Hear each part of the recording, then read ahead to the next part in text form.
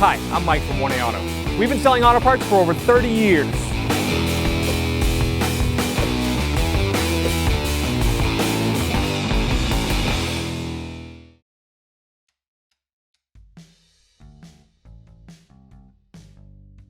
Before I remove the hatch struts, I'm going to support the rear hatch.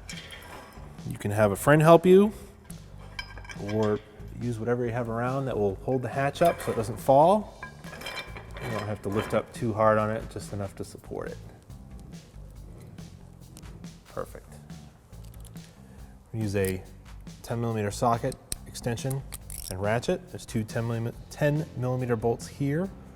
You actually don't pop the strut off of the ball joint here. It comes with the whole bracket, and the same thing over here. They are marked right and left, so when you install them, you want to install the correct side. Remove these bolts. So lift up on the hatch just a bit. Okay, lower it down. Swing this out. I'll get to the two bolts under here.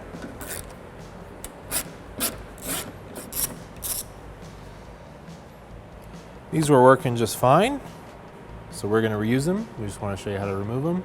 This arrow here points towards the inside of the car. So we'll get the bracket lined up. Install one of the bolts to hold it in place.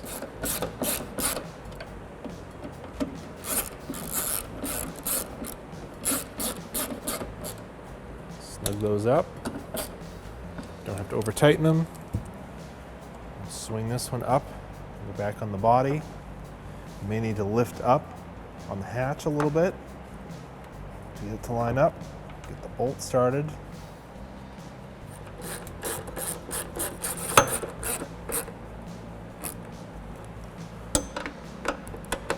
Just tighten these up.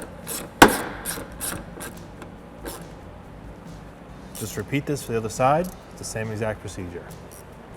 Okay, remove your device for holding up the hatch.